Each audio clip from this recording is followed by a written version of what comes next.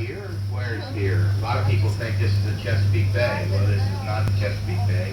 We're still on the Susquehanna Flats, the Susquehanna River, but they call these the flats. And the reason why they call them the flats is because it's very little water out here. A lot of people don't realize the Chesapeake Bay is pretty shallow. You average it all out, it's only about 7 feet deep on average in the Chesapeake Bay. But up here, where you see all that green and you see some of the lack of shimmer over here, you notice how the water has a different look to it? Well, it's because the water's very shallow out here. In some areas, it's only a foot thick. It's inches thick over there. So they call this the flats. The channel that we're in is a man-made channel.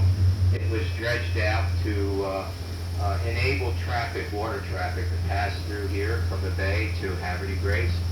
Prior to the channel, they were unable to do that. And so the fishermen, which is a very bountiful fishing area, they needed to develop a way of getting their fish to market. So what they did is all the dredgings, the spoils from this channel, were used to make these islands out here. This island over here on the right is Treasure Island. The island ahead of us is Sand Island. And then this big island over here is called Fishing Battery Island. It's got its name Fishing Battery Island because they literally put a fish market on that island. This is back in the 1800s, early 1900s. And they prepared the fish that the local fishermen caught here.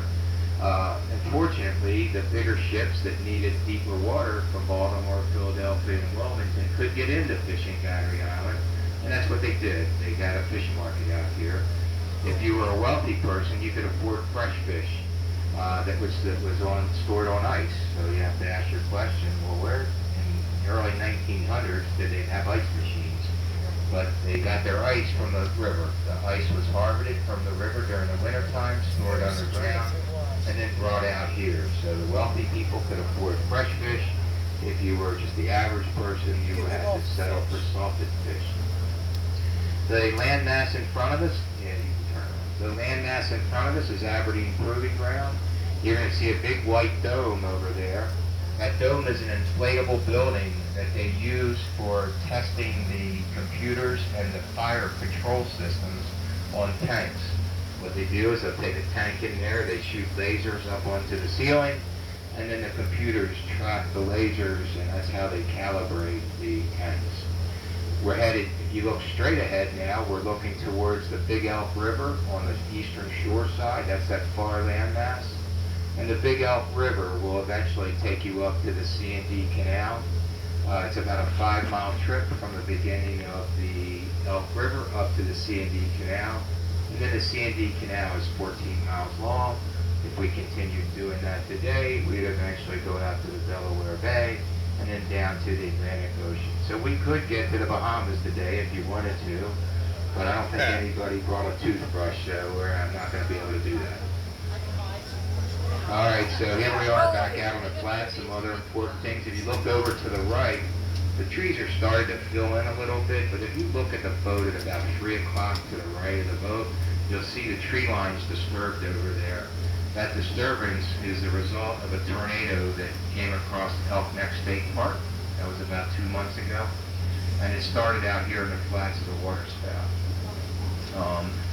So a water spout for a boater is the worst possible thing you could ever see. Sometimes they'll pick up a boat and they can literally travel miles and miles and then before they let it down on land again. So we're heading back to Havre de Grace. One last thing I want to talk about the flats. So the flats over here are also famous for spawning of the rockfish. This is a big spawning ground up here, and every year these rockfish come up here and they spawn. Same time of the year, same place, every time. Some of these fish are 40 years old and have been doing it for 40 years. What's interesting and unique about it is these fish don't live in the Susquehanna, nor do they live in the Chesapeake Bay, but they live in the Atlantic Ocean. And they swim all the way down the Atlantic from as far north as Nova Scotia, down, swim up the Chesapeake Bay, another 285 miles, and then they spawn up here. So I have a lot of respect for women and childbirthing and all that, but could you imagine if you had to swim all that way before you could give birth?